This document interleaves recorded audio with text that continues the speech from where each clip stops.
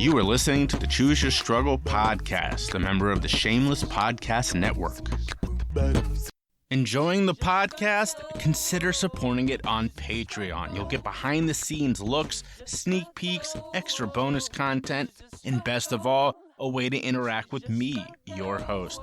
You'll also get discounts on merch like tank tops and magnets, and all the other services I provide, like booking me to speak, coach or consult, or even advertise here on the podcast. Check it out in the show notes or in patreon.com/chooseyourstruggle. Plans start at as little as $3.40 a month, and all the money goes right into the podcast. All right, let's get back to the show. Choose your struggle. Choose your struggle. Spread love. Choose your struggle. Hey friends, I didn't get to record a Monday Motivation episode this week because I'm still digging out of boxes. But in the meantime, until I can get back to doing my full recording, enjoy this awesome conversation with my good friend, Nikhil Paul. I've linked his resources in the show notes, and I know you're going to enjoy our conversation. It was originally for LinkedIn and a couple other places, but here is the entire conversation, just the audio, just for you. Enjoy. All right. What's up, Jay? Good to have this conversation, man. I am super excited because I've been reading up on your stuff for a bit, and we got connected through a mutual friend on LinkedIn. And the first thing that struck me, and the reason I reached out to you, was in your LinkedIn title, it's about vulnerability, right? And like, dude, that's rare, right? And you know that. I think that's part of your brand. So I think the biggest, maybe like the first question I want to ask for you is, what's your relationship to a separate related topic, shame? Because when I think about vulnerability, sometimes I think a lot of people associate that with shame, right? Because if you get a little too vulnerable, like, oh, damn it, I shouldn't have said that. I look like an idiot. So I wanted to ask you, like, what are your thoughts on shame, and has your opinion about shame kind of changed since you've been doing this journey? That's an awesome question. And first off, I want to say it's awesome to be back with you. Yes, I really enjoyed you and I connected last week or 2 weeks ago, and really I was looking forward to this, not only because I think you and I have a lot in common and a lot to talk about, but I got to say, I always enjoy opportunities to do videos and stuff like this that we put out where I'm with attractive people, because, you know, it makes me look cooler by comparison, because I get to like, oh, wow, he hangs out with him. Oh man, he must be a really cool guy. So, and I say that the transition into your question, clearly I have no shame. You know, the second part of your question, I think, is really important. Yeah. Doing this work has helped me learn to not feel it as much. And you know, you asked my family and friends from a long time back, and it's a thing that I never, you know, I was always that guy that would jump up on a stage or you know, be the one out in the middle of the dance floor. And I was in a dance troupe in high school. Like, that was just always who I was. But learning more about shame and learning more about the people who I really look up to, you know, quick shout out to two people who do this literal work. T. Jaffe, who's a doctor around substance misuse and mental health out in California, and Alex Kaplan, who's a friend who runs an organization called Of Substance, also in California. They both have varying degrees on the idea of fuck shame. Like, that's like their thing, right? Because it really doesn't do a lot of good. And it comes from a sort of giving yourself over to society's expectations, which we've all learned by now is never a positive thing. And that's a lot about the Choose Your Struggle brand, right? Is choosing what makes you fulfilled, what make you happy, and not giving into other people's ideas. And so a lot of the work I do around that is around substance use, period, because, you know, if society tells us, oh, you can't use this thing, but we know for a fact that that's not based on any realistic expectations or experience, it's easy to say, well, you know, forget their opinion. I'm going to do what I know to be right. But that can be taken to other things as well. And, you know, I usually, if I don't see a downside to something just because it's not quote unquote polite, or perfect example, I live here in the South right now. And here, you're not supposed to talk about anything, right? I mean, bless your heart. It's said to me so often, my dog thinks it's my name. So it's it's one of those things I just don't buy into, you know? Right. And you know, if it also to the first part of your question, I often have that feeling of, wow, you know, I was like, you know, making that joke on the way in about how you're an attractive guy and stuff like that makes other people embarrassed sometimes. And I'm just like, I'm sorry if that was too far, but you know, I wanted to share that I think you're a very beautiful person. Thank you. I wish my fiance would say that more often. Yeah.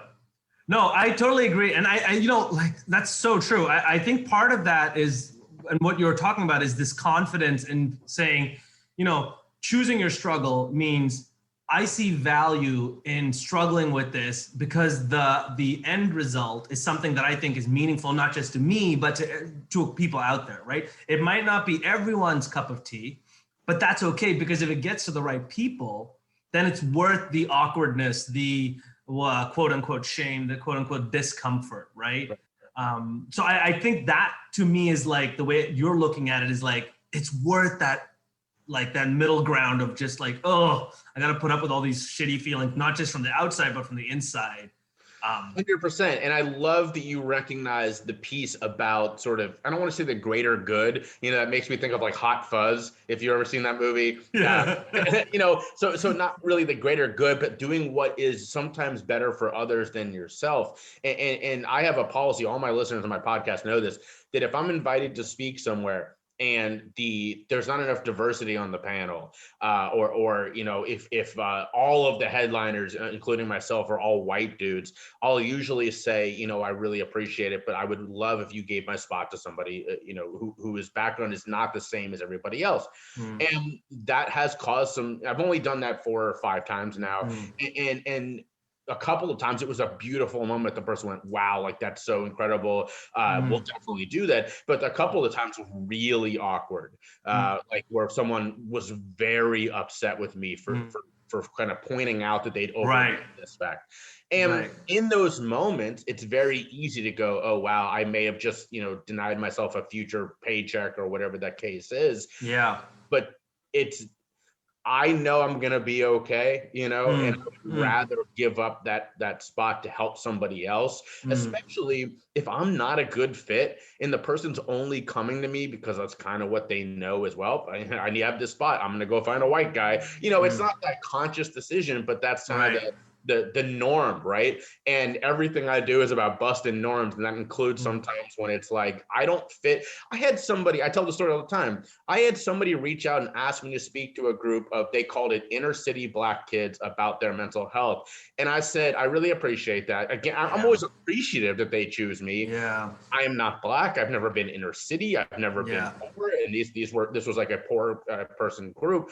And I was like, I really would prefer that you chose somebody else. In fact, I got a buddy who would be a perfect speaker for you. And they chose that person, thankfully. But like, it was a little absurd that they came to me to be like, hey, you'd connect with these people. It's like, I'm sure I could help, you know, teach a couple of lessons, but why would you choose me when there are amazing speakers out there who better fit this group and could have a better impact than me?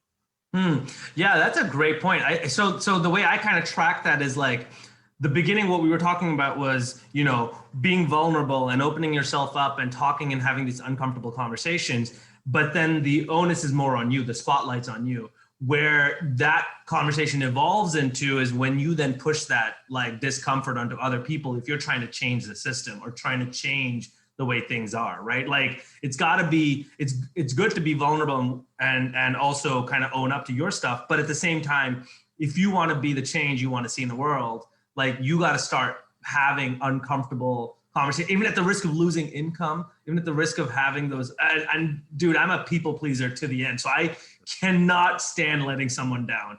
And that's something I need to work on. But that's your point too. I think like, you know, dude, if this is what we believe in and this is what I say, when the rubber meets the road, I have to act according to my conviction value. And that's just really rare. That's really, really rare. You know, I think what's difficult is that I don't think it's that rare. What it is rare is people in spotlight, to use your word of spotlight.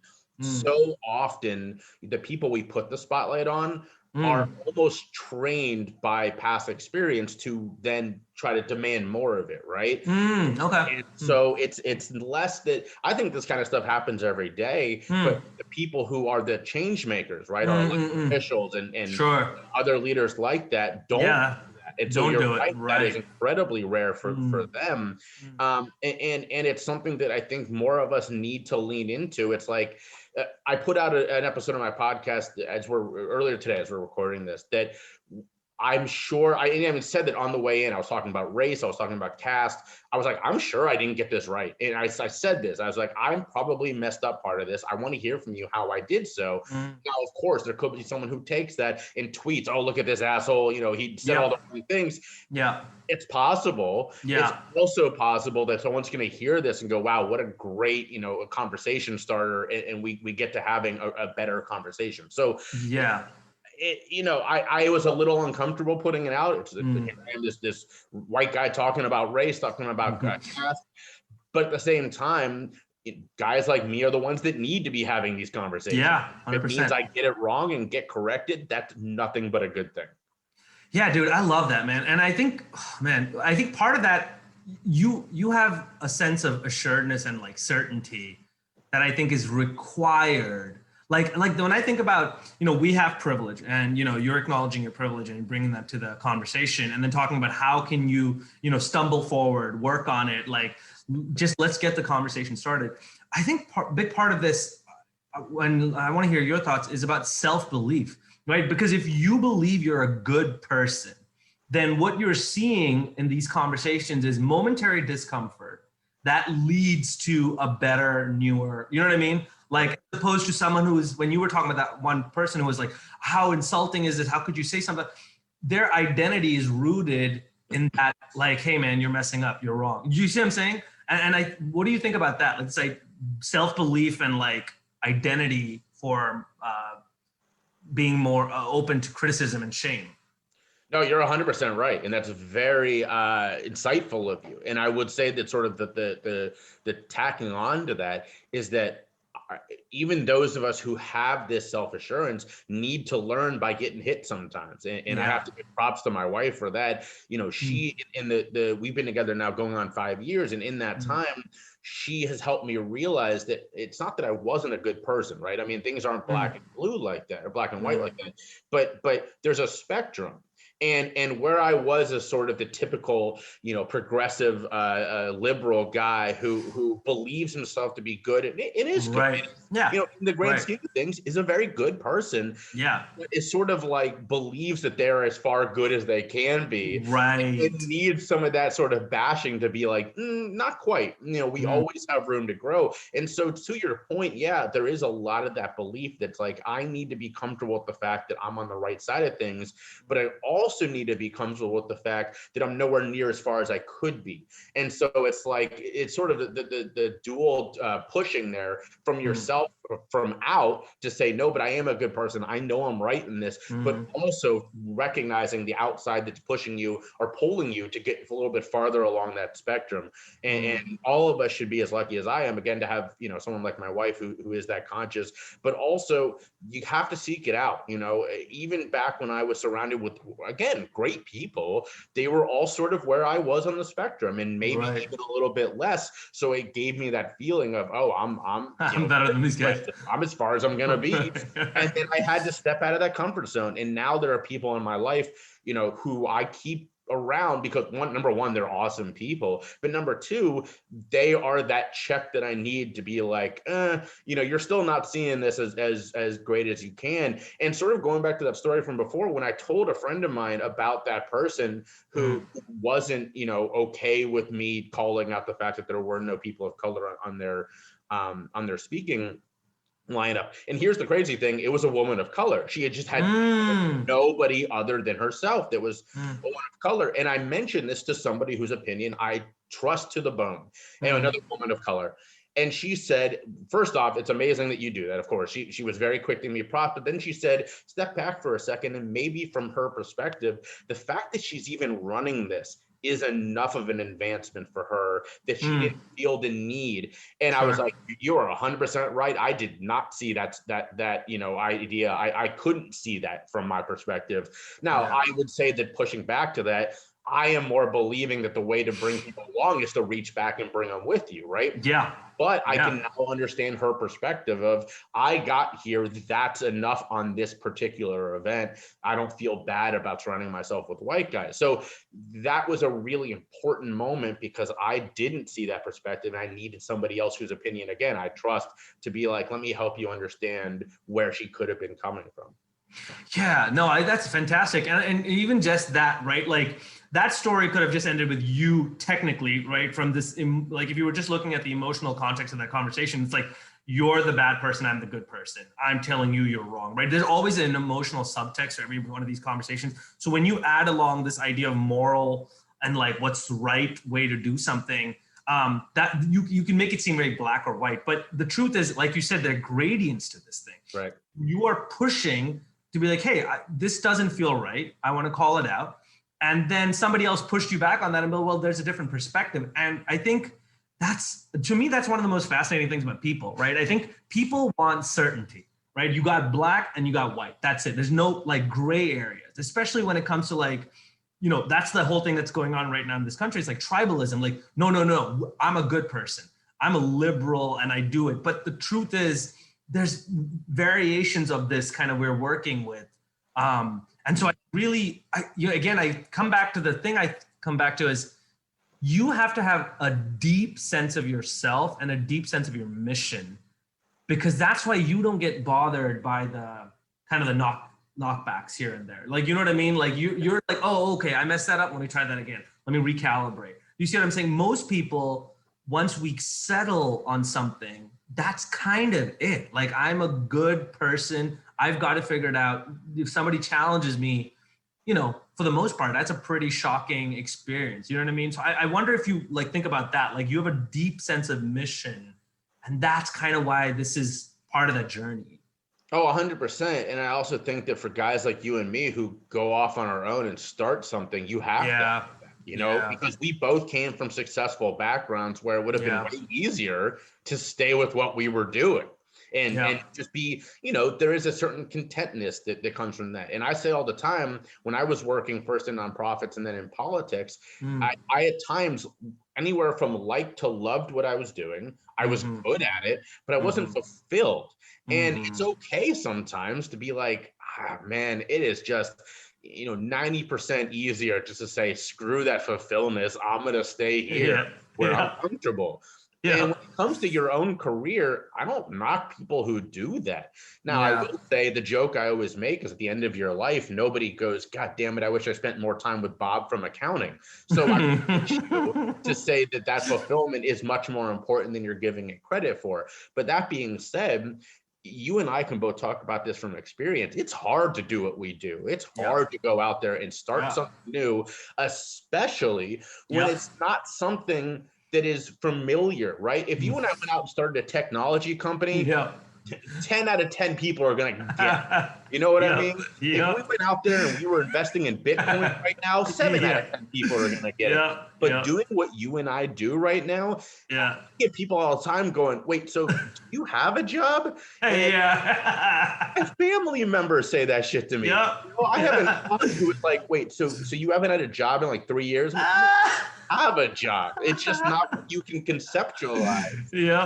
So I feel like people who do what you and I do have to have that self-assurance more than most people, because it would be super easy to be like, screw this. You know what I mean? Dude, that's so true. I mean, in the spirit of sharing, like one of the things I've always wanted to do my own thing, right? And like, I've always been like, go along to the beat of my own drum. And I think that's, as I started off in technology, kind of like you, a little bit more of like I was like, this is the way everyone's coming out of college. It was a Mark Zuckerberg time and everyone's building these billion-dollar startups and everyone's heading for that gold rush. And so you feel a sense of confidence, a sense of identity, you feel a rush. And then of course there's that sense of uncertainty because it's not a normal job and all that. So I did that for a long time. I grinded and I prided myself on grinding. And I was like, I can grind as hard, as long. If it's sheer belief. I mean, I used to watch Will Smith videos over and over again. It's about, if you and me are on that treadmill, there's going to be two outcomes. Either you're going to fall off, or I am going to die trying. And I like, that's the sort of, I call it's like hustle porn. It's like this idea of like, you're building your identity through sheer grit and determination. And there is definitely a place for it. I mean, there's definitely a place for it. But at the same time, it's also a toxic way to just define yourself and your identity. In fact, it's the opposite of that job we were talking about. Like if you have a technical conservative, like, oh, this is what I do. I'm an accountant, or I work at this company. This is almost to the other end of it. And there's always that, they're both things have a place in society. But if you go on both ends and all you think about is, this is who I am, defined by that, then you act you act more based on ego and complacency. And you're not doing it because you love it or because it's fulfilling. It's more because you want to prove something, which is good. You want to do that. But so I totally get it, because now when I started this part of my journey, I was like, I don't know what I want to do. Like the first 2 years, I got let go from a job, and I was just like, all right, I have a little bit of time. I'm going to try something different this time around, right? Like I want to start building something that's not just going to be $1 billion company, or that's going to get me on Forbes and all these external validations I was looking for. I want to do something where it's pure joy, pure, like I'm good at it, and like I want to feel my way through it. So I gave myself permission to just experiment. So I would do, to your point, I grew up dancing. I grew up doing stuff like that. So I would MC like weddings and bar mitzvahs. I would put myself out there. Like I would lead like networking workshops for companies or like team building. Like I did all of that. And I kind of got better at understanding, oh, I like this, I don't like this, I like this, I don't like this.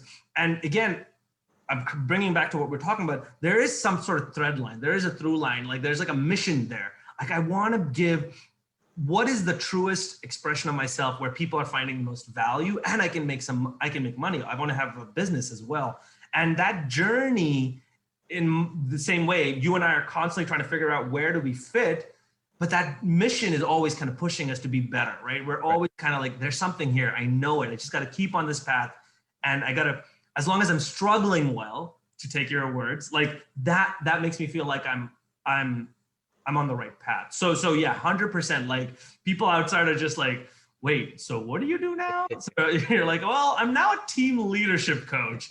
And so that's always a fun thing to mention when your brother's a doctor and everyone else is like, and I think embracing that uncertainty can be cathartic at times, right? Yeah.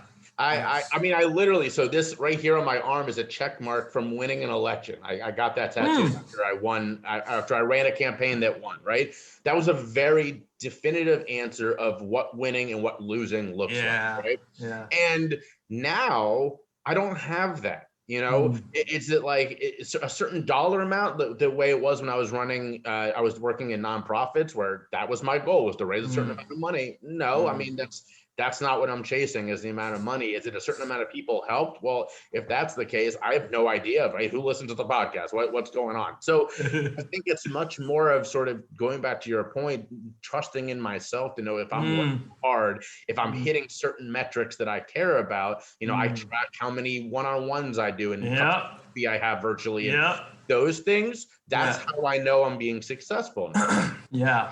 And I think, so over the weekend, I was talking to a guy who I really respect. His name is Kyle Blanks. He's a former outfielder for the Oakland Athletics and a couple other teams. Wow. Now runs a CBD company, and we got connected, and we now chat every day because we talk about these sorts of questions, right? Really thoughtful guy. And we were talking about sort of the definition of maturity. Is it, or hard work? Is it a person who, sort of to your point, just puts their head down and busts through every obstacle? Or is it recognizing when to do that and when you need to ask for help? And that, we both agreed, is much more of a mature answer, right? And I think that's something that you and I are saying that we embrace more, is recognizing where we can work our asses off and where we have to go, I don't do that well. That's not a success for me. I'm going to hire someone, or I'm going to, whatever the case is. 100%. And it really, that thought process really helped me a couple of weeks ago hire my first assistant. And so do that work for me, because recognized I was 100%. doing this work really well. And I wasn't doing the pitching work. I was falling behind on it. And I finally had to say, that's just pride to be like, I'm going to do all this work. No, I'm not. I'm clearly not. I'm failing at this. So instead of continuing as it's literally one of my senior quotes in high school was I don't remember who said this the first time, but I quoted my dad because he said it to me so often, was the definition of insanity is doing the same thing over and over again, expecting different results. Yeah. That is something that I constantly keep aware of. It's like, all right, am I really going to do anything different, or am I saying I'm going to find different results from doing the same thing? And sometimes that's that pride hit of going, all right, it's okay to admit I can't do this. I need help on this. Yeah, and it's so true, man. Like, there's ego in big things, and then there's ego in the small things too. 100%. It's like it's that same thing where you're like, well, I should be good at this because I am a self-proclaimed insert title, right? And so, and I think that's part of that conversation, again, where it's like, for me, the two biggest things that have changed me recently, this past year, especially, and to your point, is learning, one, to love myself. And this connects back to that whole thing about guilt and shame and vulnerability. You cannot help anybody if you can't help yourself first. And it's like, you have to shower yourself with love. And it sounds so corny, but it's something I'm teaching myself, like I would teach my little kid. Like, I try to think of myself as that if I was my own kid and I saw me struggling, getting out there, putting out the reps, you know what I mean? Talking to people, calling, doing all the stuff we need to build a business, but it's just like, hitting these bumps and, roadblocks. And when you take that perspective, if that was your kid doing it, you have nothing but love. You're like, this kid is out there trying. And that changed something for me. It was something my brother told me too. He's like, dude, you need to learn to love yourself more. You do not give yourself enough credit because you keep thinking, oh, I should be here. And then you measure to that and then you're like, oh, I'm not there yet. You know what I mean? So that was definitely one of those things for me that really kind of brought me around. Like, loving yourself is the way to get over the ego part of it.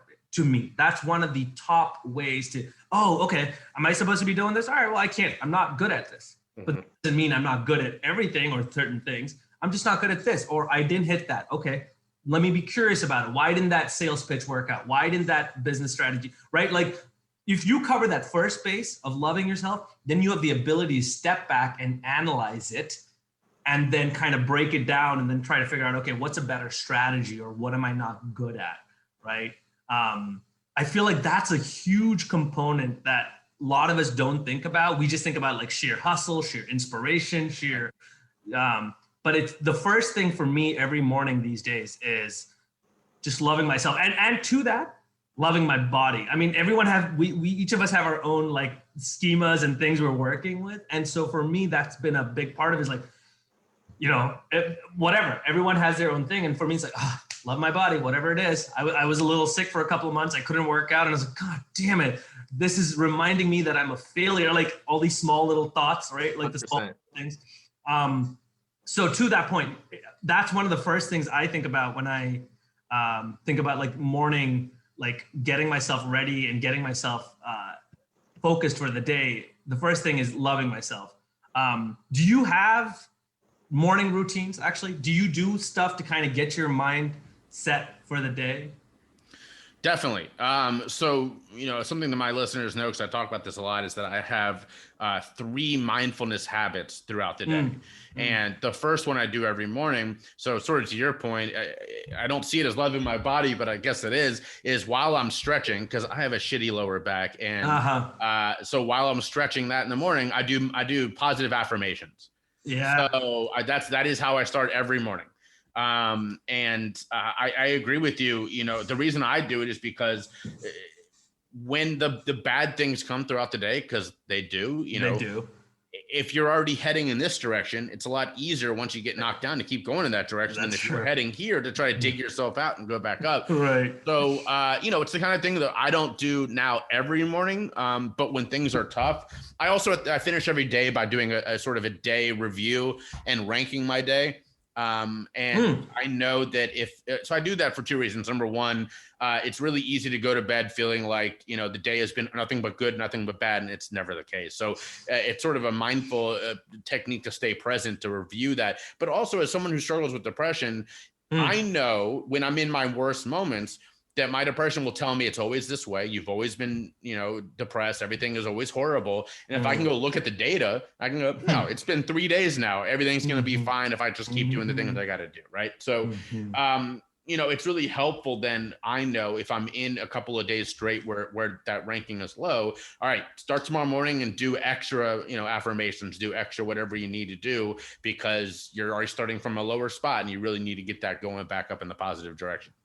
Yeah, dude, I love that. And that's a discipline, right? That's something that's just, you got to get up and do it. Even when you're feeling crappy, when you're feeling like, getting around to doing it. One of the things I've been, again, one huge insight this recent is this idea of law of marginal changes, right? I think a lot of us kind of start this journey and we're like, again, back to ego-driven pursuits. It's like, oh, I'm going to do this. I'm going to build a kick-ass business. It's going to be $1 million and all that. And I think that helps get the ball rolling because we are moved by mission and purpose and motivation. But the truth is it's the marginal changes that ultimately change and make a difference. There's a video on YouTube of this guy, I forget his name, but he talks about, Djokovic, the famous tennis player who, if you look at his entire tennis career, right? He basically, if you look at his number of wins, it's marginal changes between 2001 to 2005 and 2005 to 2007 in terms of the number of wins, in terms of how many more games he's winning.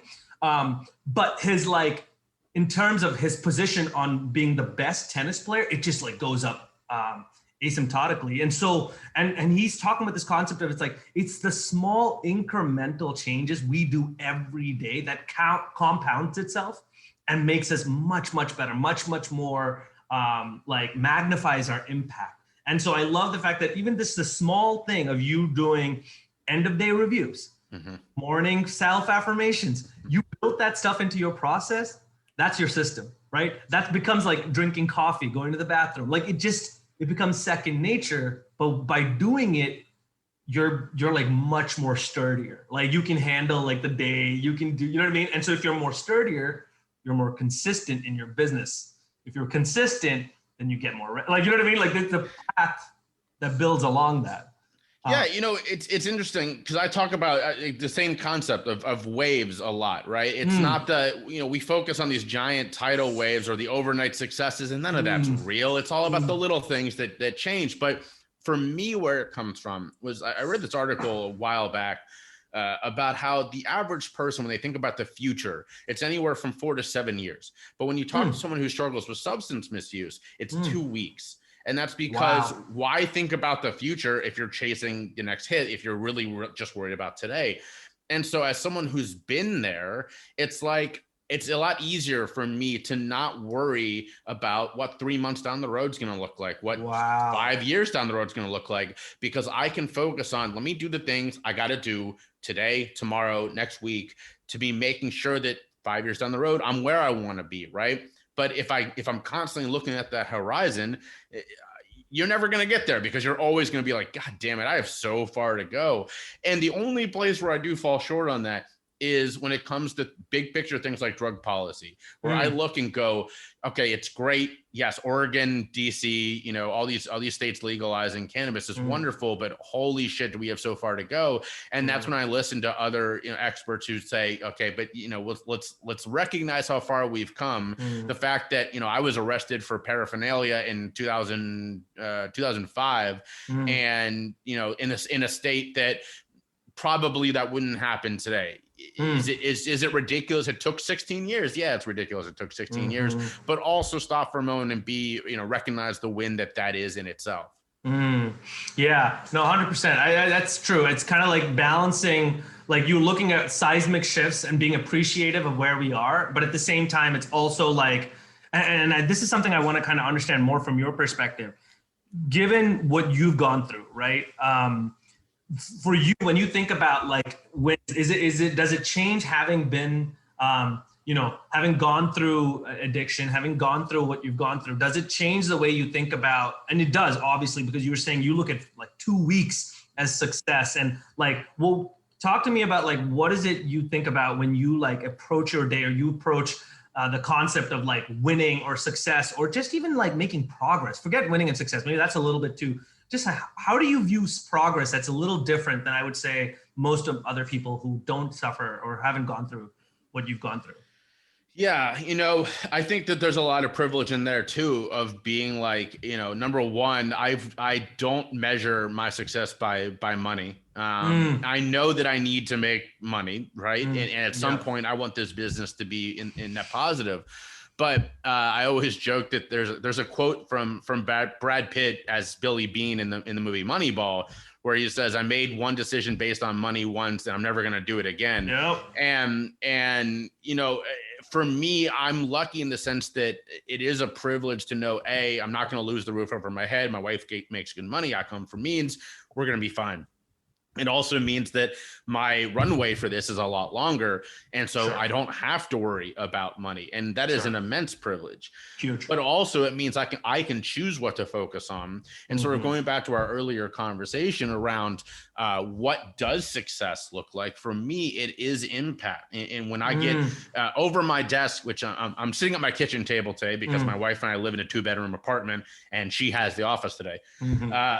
But over my desk in there, I have emails from people, and they're things like, this podcast meant so much to me, or just letting you know that, this happening in my life. And I keep reminded by what you said to me, 6 months, like those are the things that I see as a success.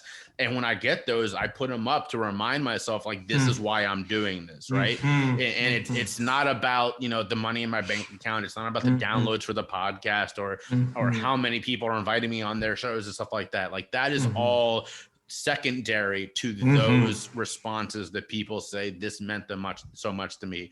And the one that I always return to is I got an email from a guy in Northern Africa probably 6 months ago, something like that. And he said, "I love your show because we don't get to talk about these topics in my country, and listening to you makes me feel better and makes me know that there's other people who think like that out there." And that to me is the number one, because this is a guy that I will never meet in person. This is a guy that without this show, without what I do, I would have no connection with this person. But here he is half a world away saying, this is my outlet. This is how I know that there's, positive and that these things can change. That's all I need, man. That's what I need to know I'm doing a good thing. Yeah, dude, it's like the most richest, most loving meaning you could find in yourself. Like you're like, you know what? I can die happy when you get an email. It's the kind of stuff we all want to feel like we matter. And what you're doing is literally the purest form of that. You know what I mean? Not all of us have the luxury. And like you said, you have privilege to be able to do that. And I love that you're recognizing it. And so do I. But at the end of the day, man, it's amazing when you're literally helping somebody. It's just sheer, simple one-to-one in that sense. I truly love it. And I think about that because I think a little bit, sometimes one of my fears is this idea of like, oh my God, time is running out. I have to get things going. And that's unhealthy because sometimes I'm pushing it to the point where it's like, I should have, like, if I get a win under my belt, I'm like, I should have been here 6 months ago. Like, this is BS. Like, why am I not moving fast enough, right? And that's unhealthy. But the healthy side of that is when I think about things like what you're going through, you're like, dude, notch on my belt. My message has now echoed on a different continent. You know what I mean? And that's kind of legacy shit. Like, that's something you can, if God forbid something happened, you were like, I did something. Yeah. I made something in my own way, whatever that is. My little, like Dave Chappelle talks about this, and it was in one of his specials. And he's like, his dad, I think, told him, don't try to change the world. Just try to make your little corner of it. That's right. a little nicer, a little kinder, right? And I love that idea. It's this like, don't come in with this ego sense of like, oh, the world's problems are my problems. No, just focus on what you can do in your little corner. And that is exactly what you've done, right? And I think that's the point of it. If we can put aside our fears just for a little bit and think about how can I really help somebody, that's powerful, man. In whatever capacity that is, that's powerful. You and I have made life choices where we're doing careers, but even people who are in businesses or like, or who are employees and they have kids and they have mortgages and different things and different stresses and they don't have some of the privileges. I think that's part of our mission. If we can inspire people to push aside a little bit of their fear, a little bit of their self-doubt, a little bit of the self-loathing, and just be like, how can I express and give to others or be the best I can be? Then we're fitting the national order of things. That's our, we're there, man. Like we've done our bit and we've kind of pushed people a little bit in that direction. No, yeah. I love the idea. Yes, I completely agree with you. I don't know that Chappelle quote. I'm a big Chappelle fan. He's actually from Yellow Springs, Ohio. Shout out to, which is about 45 minutes an hour from where I grew up. But there is this idea, again, going back to our the fallacy of thinking about the waves and all this kind of stuff. Yeah. But like that isn't how any of this happens, right? I mean, think about some of the most inspirational people that we can just roll off our tongue. People like Mother Teresa, Gandhi. I mean, these people who, Mother Teresa never came to the US, and yet I would say most people here know her name and know about her work. And yet we focus on these really big names who go the world over. Those people are 1 in a billion. The people who truly make a real difference and who have the lasting legacies and the lasting changes are the ones who focus on where they are. Gandhi is such a great example of that, right? Gandhi did nothing for the US, and yet we recognize Gandhi as this incredible leader, and when I think about all the people that I look up to, they aren't people who went the world over sort of begging at doors and changing the way people think about things. They focused on where they were, and they focused on changing what they could change, and it resonated. It resonated. And that's how that, Nelson Mandela is one of my heroes. I've been to South Africa multiple times, went to see his jail. So, I mean, all this kind of thing. Again, Nelson Mandela focused on only where he could change things and had a world-changing impact because of it. So those are the people that I look up to, is the ones who go, this is my mission, this is what I'm going to work on. And if it resonates other places, that's wonderful, but that's not really what I'm worried about. And it usually does.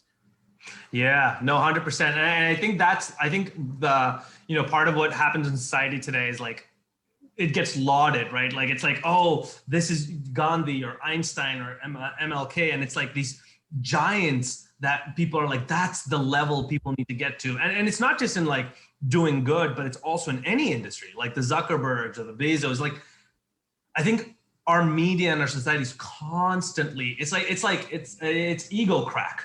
You know what I mean? Like, it's meant to help you be like, that's the level you got to get to. And so then people base everything on outcomes as opposed to focusing on what's needed, right? Like, if I get to this level, if I get, like we talked about a little bit, like the podcasts and the interviews and the publications, I mean, we all like it. We all want to be recognized and it helps the business.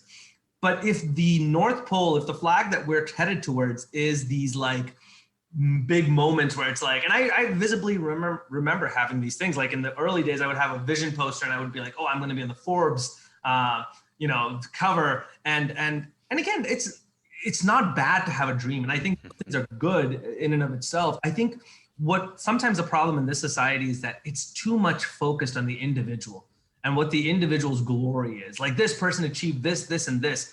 When in fact, to your point, the people who do the most work are purely focused on cool background. Yeah, I don't know why that just happened. Sorry about that. No, like the people who truly make a difference are the ones focused on a very specific struggle, a specific problem, and really committed to like, all right, man, what can I do? Pull up the sleeves and be like, all right, what can I do? And I think that part is missed a lot of times when we see somebody speaking at a conference or see them on the cover of a magazine. And that's something we need to keep humbling ourselves and bringing back to the conversation, like internal dialogue. Yeah. That's good, but let's not forget the real mission here. 100%. So yeah, man. So I like, one of the things I'm also very interested from your perspective is your mantra, choose your struggle. I like this. For me, I was reading the book by Ray Dalio, Principles. Have you read that book? I've read about half of it. It's on my bookshelf. I keep I'm gonna finish this. And Same here. It's one of those like slow burn books for me. I just 100% back to it. And he talks about this, or I think early on in the book, and he's like, wealthy person. He's like, I became a rich man a long time ago, and it's like, he's like, just because you make a certain amount of money or a certain amount of success, it's not like you stop struggling. Like you keep struggling. He says it's all about choosing, and literally your quote, choosing the right struggle. He's like, learning to struggle well is the goal of life. And that just struck me. Like, I was like, that's exactly it. That's success, learning to struggle well. And so I want to hear about, how did you come up with this mantra of choosing your struggle, and what does that mean to you? Like, what do you mean specifically by that? Yeah, so the mantra itself came from Nietzsche, who said, "A man who has a reason to live can bear anyhow." And I was thinking about that because I was preparing for my first speech on my struggle with substance misuse, and it really, my goal was to, number one, talk about it for the first time on stage. And this was back in 2015. I still bought into at the time, I was struggling to overcome the stigma of really feeling like a failure for this story and stuff like that. And so getting up on stage at all was a win. So that was number one. But number two was to help people see this a little bit differently, because I was coming to recognize the fact that it was so dangerous to me, again, as someone in recovery, that when I thought of the word addict, I didn't picture me, because I was sort of disassociating, like, oh, those are other people. And that's such a harmful thing, right? And so I wanted to figure out a way to help people understand that struggling is a part of life. And that, again, came with that Nietzsche quote of that if you have a reason to live, you can live anyway. And what's another way to put that? But we're all going to struggle. So figure out what you're going to do to struggle. And so then I started thinking about how when I was at my worst, I didn't get to choose what I was struggling for. It was to get off my couch. It was to get out of bed. It was to avoid withdrawals. And those are pretty shitty struggles. And the fact that those struggles were taken away from me was the choice, was the worst part of all of it. So I was really honing in on this idea that just because my struggle was taken away by substance misuse doesn't mean that other people's weren't also. And whether it's society telling them, as we've talked about a lot now, chase the money, the cars, the title, all that stuff. Or in a lot of cases, it's, well, when I was young, my mom told me that the only way to get respect is to be a doctor. So now I'm 20 years into this career and I hate it. There's a lot of those stories. And so helping bring this together of like, I went through this by letting, basically substances choose my struggle, but that I was no different in that moment than someone who also was, decides to take their life because they hate the way their life has turned out because they've never followed their own passions or all these kind of things. And so that's where choose your struggle came from. And now 6 years later, it is my mantra. It is the name of my company. It's the name of my podcast. And not only that, I am now, I do have the trademark on it. So, that's dope. So it's become very much synonymous with me, but it's really, at the end of the day, it's helping people recognize that if you're not making that choice now, and again, it is a bit of a privilege to make that choice for your entire life. Right. Yeah. And I've gotten to do that, but that doesn't mean that there aren't things you can choose to change, and you can choose some of your struggles. And I think a lot of times, I personally was living here. We get into this moment where we're looking around and going, I've lost all the ability to make any changes. I'm stuck here. And in reality, going back to your point from earlier, if you focus directly on what's in front of you, you can go, oh, okay, there is still a lot of wiggle room. If I make this change or I make that change, then I'll be able to start changing sort of the bigger picture.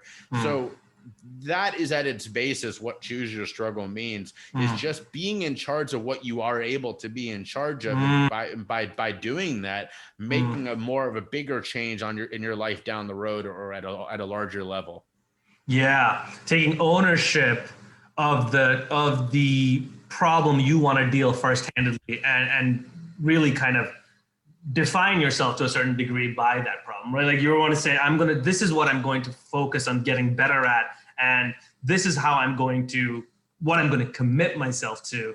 I think that's fantastic, because it also is, what you're saying is that ultimately, it's not just about kind of, it's a struggle. So struggle means you're going to have setbacks, you're going to have good days, you're going to have bad days, but you're in it for all of it, right? And I think that part of it, like where you're in it for the journey aspect of it, that's how you've chosen a good struggle. And so I love that, because for you, it's like everything around this is meaningful. The good days, the bad days, the hiccups, you know what I mean? Because it's the right struggle for you. And so I love this idea that's kind of that's amazing. That's the whole point of the podcast, and that your work, it's so true. It's about being mindful about what's right in front of me. What do I need to work on? And how can I push the ball a little further along? Yeah. And you sort of highlight, I think, a really important piece that I sort of ties back into what we were saying earlier. If you are, believing in yourself the way that you and I have to do this work, but not only us, I mean, if you are so solid in what you've chosen to go after, you won't be as upset by the bad days, Not saying that there aren't setbacks that will really knock you on your ass, because as you can probably attest to just the same way I can, there are days where I've gone to my wife and going, should I give this up? Should I, go get a traditional job, or whatever the case is? Because some of those days are really difficult. But the little things don't get to you as much, because you're going, you know what? I'm still so much more fulfilled than when I was stuck at my desk 12 hours a day. I'm still so much more fulfilled choosing what I'm going to work on than having somebody tell me what to do. Even if I fail, I made that choice. The buck stops with me, and I can't just be angry that somebody's forcing me to work on something that I don't think I'm good at, that I don't think is a good choice. There's still these ways to find fulfillment. But if you're not choosing it, perfect example, the last job I had, I loved my boss. He was a wonderful boss. One of the best I've ever had. And our website got hacked for like the 5th time. And I finally said, look, man, you and I both know that how we present ourselves, this is in politics, is the name of the game, right? And so if we don't get a new website, no one's going to want to work with us if they go to our website and get a virus, right? So he said, great, I don't want to spend the money on hiring someone. I want you to do it. And since then, I've built numerous websites. At the time, I didn't know what I was doing. But more than that, I didn't feel competent in that. And I said to him, if that's how little you value this side of your business, the one that I was running, that you want me, who's never done this before and would have to spend a lot of time figuring out to build it, rather than spend the money to get some professional, that says more to me than actually, I don't, look, if you really want me to, I will spend time to learn how to do this. And like I said, I've done it since when I was choosing to do that. But at the time, I wasn't a website builder. I was a guy who ran campaigns. What am I doing wasting my time learning how to build a website? And so that to me was a bigger issue. Now, was it a big issue? No. And building a website, okay, fine, whatever. But it was more about what that said and how that made me feel. And so it's a completely night and day scenario. I've done that for myself and it's fine. But doing it for someone else who showed me how little he valued my work in that moment, to me meant way more than the actual product itself. Yeah, that's so true. And I think that's the big part of it. Like if people don't appreciate or love or like treasure to a certain extent what you want, you got to learn to walk away. And that's tough, man, because sometimes we need the money, right? Like we need to pay our bills. We need to keep our family together and keep them fed and put a roof over our heads. But like, that's the real, like, that is a struggle. I think that's a universal struggle. Going to places where your work matters, people want you're doing something that's of value and people see that. That's an ongoing life thing, right? And as your passions and circumstances change, being true to that is not easy. It's not easy. And walking away from a job like that at a moment like that, sometimes it's that simple and clear. It's like, oh, maybe you don't value my skill set. Like maybe this is how little okay, all right, that's a sign from life. And I think that's keeping an eye out to see how much people really value what you want. Like recently I had a client, no, not a client, I had a proposal out there and I, charged a rate and I was being a little bit ambitious, but you know how it is. Like sometimes when you put a rate out there, you're looking to negotiate a little bit, right? So it's part of that conversation you have. They didn't even come back with let's work this out. Can you come a little bit closer? And I didn't pursue that anymore after that, because to your point, if someone doesn't see your value, hey man, thanks so much. Thank you so much. Have a good day. Walk away. Right. And I think that's a huge lesson. I think we all need to learn. Recognize your value and defend it. Defend it all the way through. So yeah, man. And those moments can be really hard. Like you said, we have to make money. And if you really feel like, oh God, this would be such a payday, maybe I can come down. And it's like, no, that's not what I'm doing here, and even more so, it can be in a social context. Like when I first moved here to Charleston, there was a guy who knew my background and he was working on a political campaign and he was like, I would love for you to work with us. I said, great, here's my consulting fee. He went, oh, no, this would be a pro bono thing. I was like, oh yeah, for 5 hours a week, I'll happily sit on the advisory committee. He's like, no, I really would love for you to be the head of this. It's like a full-time job. And I was like, wait, so you want me for free to do a full-time job? He's like, yeah, but you just moved here. You'd meet all these great people. I was like, I can do that myself. Yeah. I have no problem calling him up and be like, let's grab coffee. I'd love to meet you. This is before COVID. And he could not conceptualize that what he was doing was really insulting. To be like, I value your work so much. I want it, but I value you so little that I'm not going to pay you anything for a full-time job. Yeah. And it was like he could not understand why that was so insulting to me.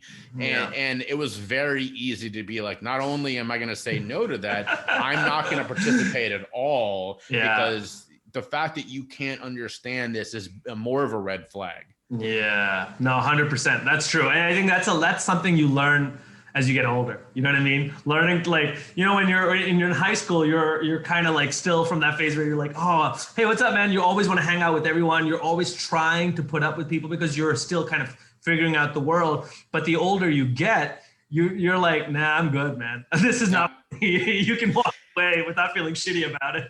Yeah. And it's like, I understand from his perspective, he was like, we're getting this guy with like a decade of experience for free. Why would I not want that? But then to be able to go, wait a minute, that's a really shitty thing to do to this person. Yeah. You know what I mean? And like, it's a lack of empathy.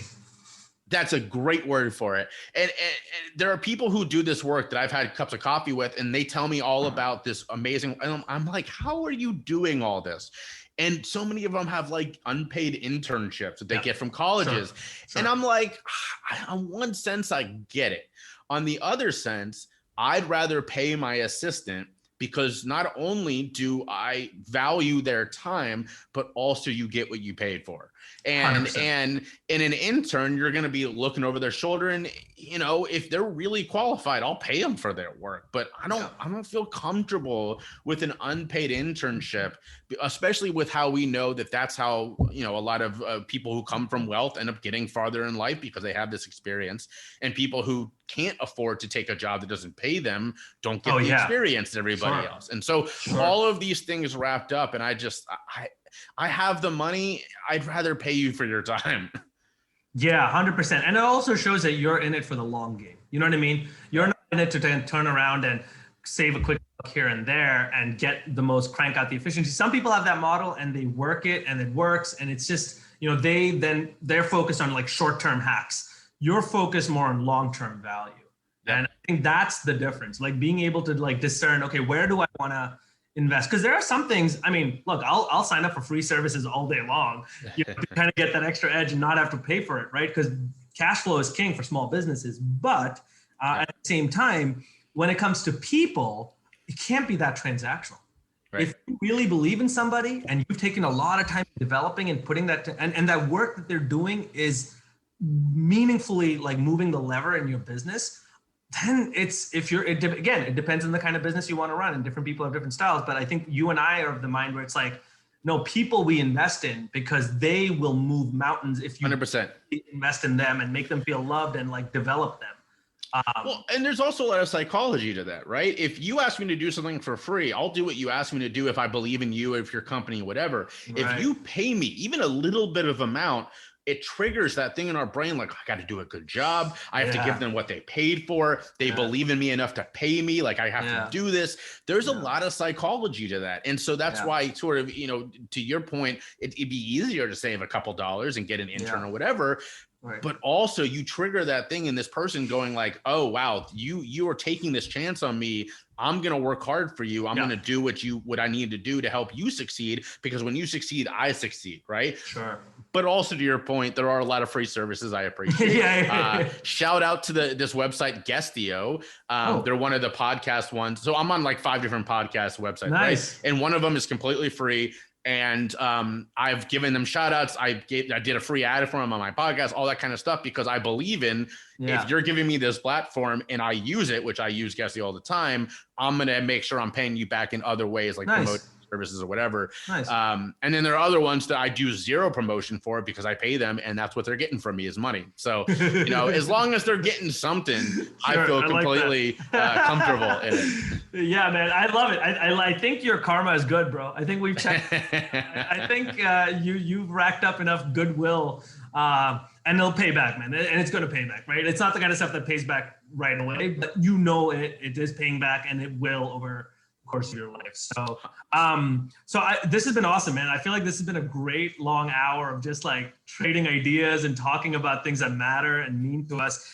Before we kind of like wrap it up, I just kind of wanted to get from you, like, where do you, what's got you excited? What are you thinking about next? What's your goals and what's on top of mind?